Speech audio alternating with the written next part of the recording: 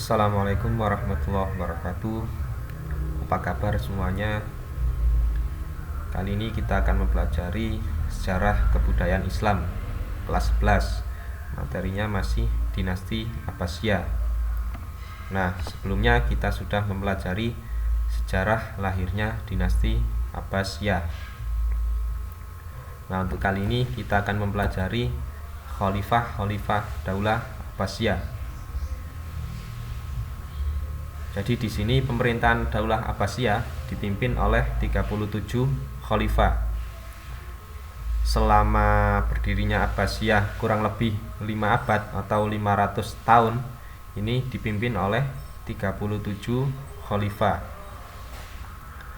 Abu Abbas As-Saffah ini merupakan khalifah pertama pemerintahan Abbasiyah pada tahun 750 Masehi. Abu Abbas di sini adalah seorang revolusioner yang bisa menaungi kaum non-muslim dan non-Arab.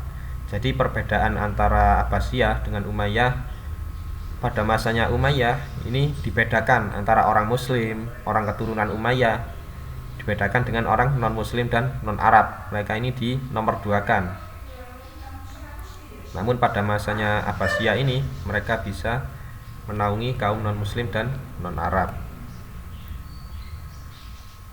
Nah, setelah Abu Abbas As-Saffah ini ada beberapa khalifah yang memiliki peranan penting terhadap Abbasiyah. Yang pertama adalah Khalifah Abu Ja'far Al-Mansur. Nah, Al-Mansur ini dilahirkan pada tahun 101 Hijriah di Hamimah, putra dari Ahmad bin Ali bin Abdullah bin Abbas bin Abdul Muthalib. Ibunya bernama Salamah.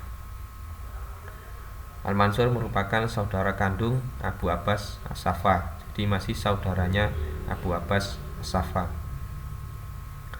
Al-Mansur ini termasuk orang yang cerdas, tegas, berani, memiliki kepribadian yang kuat, dan mempunyai jiwa pembangun. Abu Ja'far Al-Mansur adalah pendiri pemerintahan Abbasiyah yang sebenarnya. Nah, mengapa kok dikatakan sebagai pendiri pemerintahan Abbasiyah yang sebenarnya? Nah, karena Al-Mansur ini yang meletakkan dasar-dasar dan membangun sistem kekhalifahan dinasti Abbasiyah. Jadi pada masa sebelumnya, pada masanya Abu Abbas ini, Abbasiyah baru berdiri, jadi belum kuat, sistem pemerintahnya belum kuat. Nah, pada masanya Al-Mansur ini sudah dibangun sistem kekhalifahan yang rapi, yang kuat. Makanya disebut sebagai pendiri pemerintahan Abbasiyah yang sebenarnya. Abu Ja'far Al-Mansur adalah bapak dari semua khalifah Abbasiyah. Mengapa kok dikatakan demikian? Karena dialah yang membuat atau membangun sistem kekhalifahan dinasti Abbasiyah. Yang khalifah-khalifah selanjutnya ini tinggal melanjutkan aja. Masa pemerintahan Al-Mansur di Abbasiyah selama 22 tahun. Nah, ia wafat pada tahun 159 Hijriah atau 775 Masehi di Makkah. Pusat pemerintahan dinasti Abbasiyah yaitu kota Baghdad. Nah, pada masanya Abu Ja'far Al-Mansur ini pusat pemerintahannya dipindahkan ke kota Baghdad. Sebelumnya berada di Damaskus pada masanya Umayyah. Nah, setelah beralih ke Abbasiyah pada masanya Abu Ja'far Al-Mansur ini, pusat pemerintahannya dipindahkan ke kota Baghdad. Nah, kota Baghdad ini disebut juga sebagai kota Gundar, dijuluki juga sebagai kota 1001 malam. Nah, mengapa demikian? Karena pada masa itu di Baghdad ini merupakan pusat perkembangan peradaban maupun pusat perkembangan ilmu pengetahuan. Jadi dulu sangat maju. Banyak orang-orang luar, banyak orang-orang Eropa yang datang ke kota Baghdad untuk belajar. Karena kota Baghdad dulu sangat maju. Usaha dan jasa-jasa Abu Ja'far Al-Mansur. Yang pertama, pengembangan ilmu pengetahuan. Al-Mansur melakukan kajian atau riset mengenai berbagai cabang ilmu pengetahuan. Jadi berbagai ilmu pengetahuan baik maupun kedokteran, matematika, ekonomi, politik, ini semua dikaji, dipelajari. Makanya pada waktu itu ilmu pengetahuan sangat maju di Abbasiyah. Selanjutnya menggali hasil kebudayaan masa lalu yang berupa naskah-naskah kuno. Jadi hasil kebudayaan masa lalu ini tidak ditinggalkan gitu saja. Nah, oleh Al-Mansur ini dikaji dan dikembangkan sehingga bisa dipakai lagi. Yang selanjutnya menerjemahkan manuskrip dari berbagai cabang ilmu ke bahasa Arab.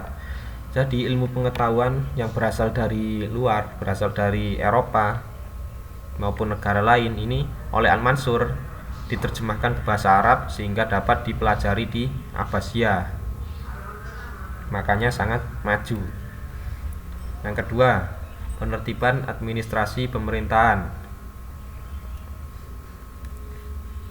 Al-Mansur mengadakan penelitian di bidang administrasi pemerintahan.